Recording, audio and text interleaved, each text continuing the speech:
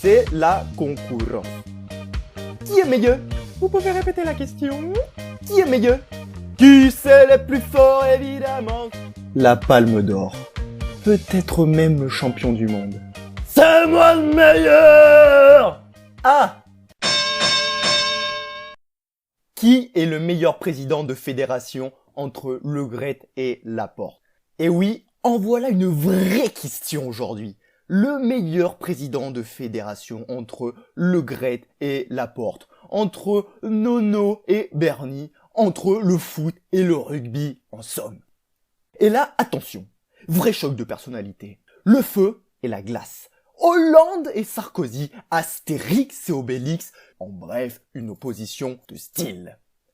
Pourtant, nous avons bien là deux hommes de province qui, avant de monter à la capitale pour devenir ce qu'ils sont aujourd'hui, étaient devenus tous deux prophètes en leur pays. L'un à Guingamp, l'autre à Bègles, Rodez, Toulon, Gaillac, bref, partout là où on peut trouver un ballon de rugby. Reprenons donc dans l'ordre. Le Graët vient de Guingamp, président de l'En Avant de Guingamp précisément. Guingamp en foot, c'est toujours dans les mauvaises comparaisons, c'est-à-dire que quand on veut enjoliver la performance d'une équipe, on dira toujours oui, mais bon, c'était pas Guingamp en face en même temps, bon. Hein.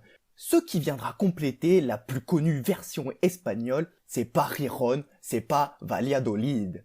Et pour cause, Guingamp, somptueuse commune de 7000 habitants s'il en est, 7000, ça dépend de la température, hein, si le mercure est élevé, bon, un peu moins chaque canicule, attention. Mais toutefois, 7000 fiers bretons, tous portés par la cause de l'En Avant Guingamp, un peu comme Pascal Papé d'ailleurs. Mais 7000, ça reste malgré tout trop peu. 7000, c'est même pas 10% du Stade de France. En fait, c'est même laborieusement le tiers du Stade de Guingamp, le Roux de Roux. Donc là aussi, il faut s'attarder là-dessus, il y a un vrai problème de nom à Guingamp. En avant de Guingamp, le Roux de Roux, bon, ils font pas beaucoup d'efforts. Donc Noël, t'es bien gentil, mais c'est pas avec ça que tu vas nous impressionner. C'est-à-dire que même si toute ta ville de cœur crie son amour au club, il y aura toujours moins d'en avant que dans un match du 15 de France. Et oui, ça c'est fait. Ça c'est fait, mais ça c'est faux. C'est fini, c'est plus ça le 15 de France. Maintenant il y a Galtier. Galtier le magicien, le réparateur, le faiseur d'or. Et comment il est arrivé là, Galtier? Et oui, bien sûr, grâce à Nanar. Grâce au clash de Bernard Laporte, plus précisément, avec Novès, bon voilà. Parce que oui, on en a beau dire dans les bronzés fonds du ski, quel est le plus gros défaut de Bernard? Il est égoïste. Pour notre Bernard Laporte national, on pourrait aisément ajouter sa communication opaque sur les conflits d'intérêts et les clashs avec la moitié du monde du rugby.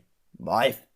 Et oui, c'est pas Noël Le Graët qui pourrait se targuer de faire autant de clivages. Sauf dans l'affaire Benzema, là, même notre breton national n'a pas pu s'en sortir. Pour en revenir à Bernard Laporte, ce n'est pas que ça, Bernard. Bernard, c'est France-Italie dans les vestiaires. Bernard, c'est la lettre de Guy Moquet. C'est 1885 clubs et seul au rugby.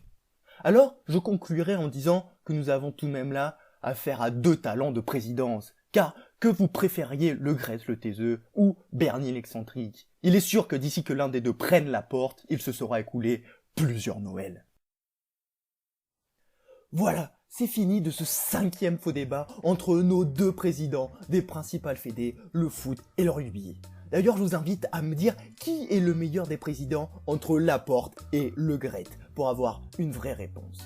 Sinon, évidemment, je vous remercie de m'avoir écouté. Si la vidéo vous a plu, n'hésitez pas à vous abonner, partager, commenter, faites ce que vous voulez, mais n'hésitez pas une seconde. Je vous en remercie beaucoup. Faux débat revient très vite et d'ici là, portez-vous bien. Allez, salut!